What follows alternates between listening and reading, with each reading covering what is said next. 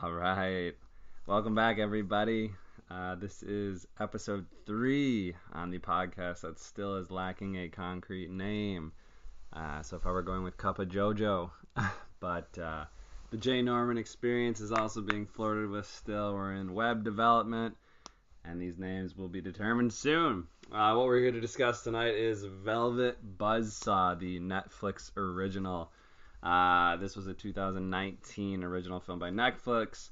It was a satirical supernatural horror film, also a sartorial horror film. And by that I mean very fashionable, fancy, fun, and good looking. I've got my guest Kimberly with me. This is our first real guest, so things are getting bigger. Kimberly, introduce yourself. Give us a little something. Thank you for having me today. I'm just a friend trying to chime in on some movie buffage. So, side note, Kim and I watched this together, so I figured who better than to bring on to discuss it than someone who I can entirely relate to with it. Just kind of getting into things. I was excited for the movie. The trailer had me kind of convinced, or very interested at least. I thought this was going to be the next Bird Box, as I think I discussed to you before watching. It just seemed like one of those movies that Netflix was promoting pretty heavily.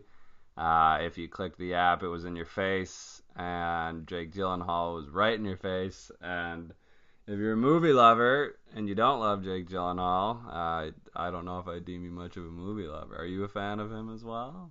Everyone loves Jake Gyllenhaal, and also, spoiler alert, it's nothing like Bird Box. Yeah, nothing at all. Don't get your hopes up if that's what you're interested in for Bird Box 2, because that's not it. Right, the genre of the movie was different. I think Bird Box was definitely one of those, and we haven't done it. We should have done a review on Bird Box too.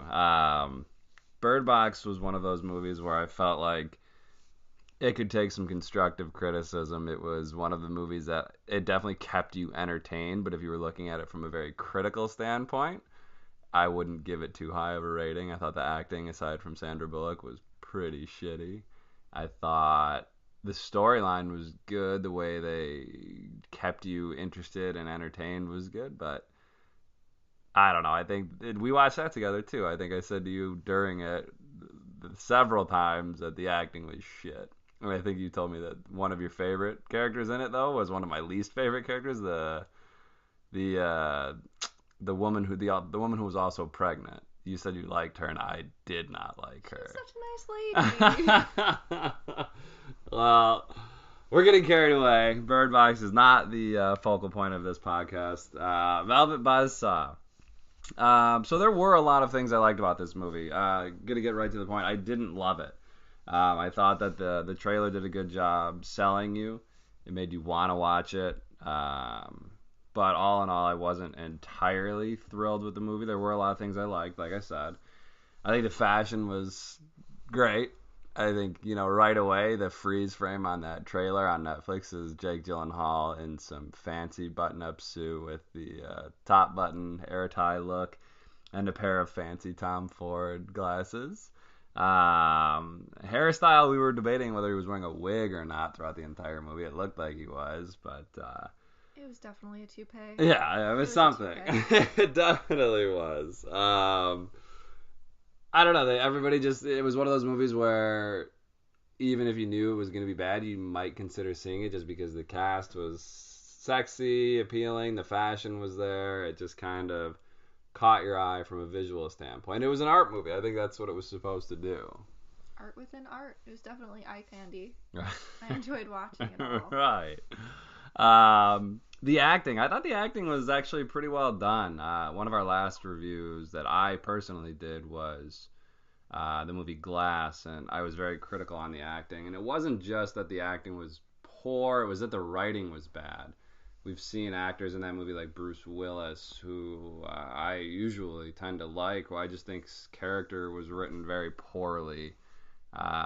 So even though he was directed and told to say and speak lines in a specific way, I just think it did him no favors. As well as I'm drawing a blank on the woman's name, the chick from American Horror Story. Sarah Paulson. Sarah Paulson. I thought she was doomed in that movie, and I think you said you might have liked her in it, but I thought that was just a character that most people should have said no to because the writing was just terrible for her. And ugh. Either way, though, the acting in this I thought was something to be looked a little highly upon. The characters were all relatively pompous. They were greedy. They were selfish. They were users. They did whatever they could to make money. They did whatever they could to stay on top of the food chain, and I don't know. I kind of liked it.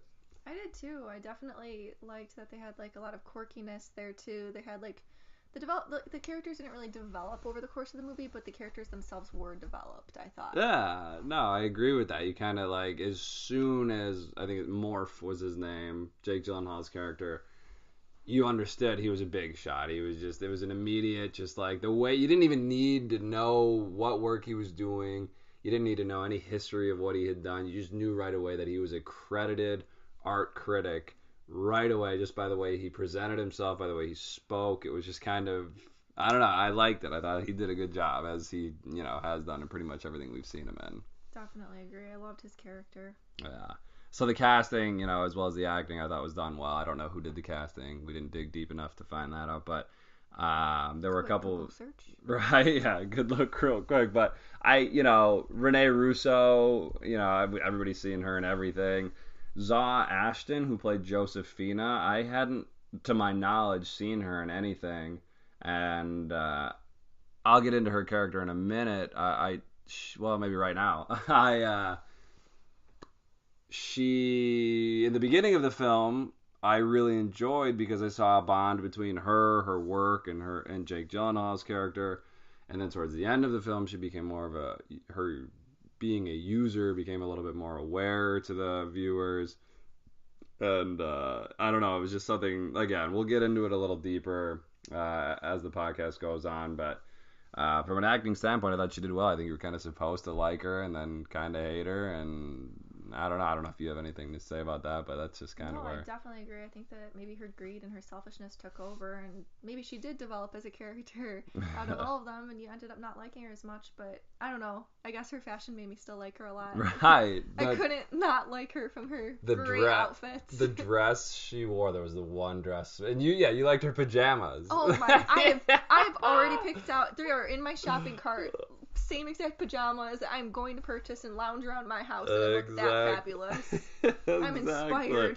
She pulled it off. Again, someone I don't recall ever seeing before. Maybe when I look up her casting credits, we'll find that I've seen her in 100 things. But that dress she wore later in the movie was the black dress after she was starting to date like the artist whose name was Damrish, I think his name was Damrish. I can't remember, but either way, there was a particular dress that I was quite fond of.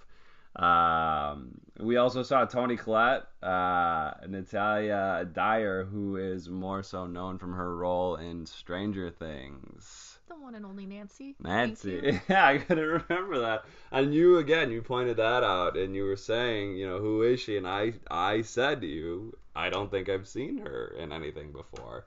And I knew you were wrong, so I showed you. The Stranger Things fans that we are, that I am, I was a little disappointed with myself. Tom Sturridge played John Dondon. He was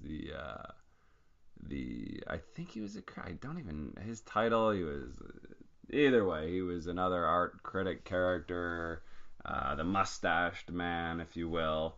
And I thought he did a pretty good job, as well as John Malkovich. Those are more or less our list of main characters. I liked Malkovich in it. He had a kind of minimal role. It wasn't like anything over. He definitely wasn't emphasized in it. He was in and he was out. And quickly. You made a comment that you've never really been his biggest fan, so right. With that kind of mindset going into the movie and then seeing him in this, what did you think of him by the end of it? Great. I got him in little bits and he didn't bother me. He's always a good actor. I don't know. Yeah. We'll get to one of our favorite scenes with him in it as we approach the end of the podcast. But yeah, there were some things that we did like about him. So moving on, things I didn't really love about the film. I could have given a better synopsis in the beginning, but the movie essentially is that of this, what's her name? Zaw Ashton, Josephina's character, discovers these paintings from her deceased neighbor, yeah, if you want to call him. The work that he had done was dark. It was ominous. It was, it was good though. Definitely alluring and caught everybody's eye, and she knew it was good from the second she saw it. So she kind of maybe did something a little sketchy and took them out of his apartment. Yeah, for sure. He specifically had requested that they all be destroyed.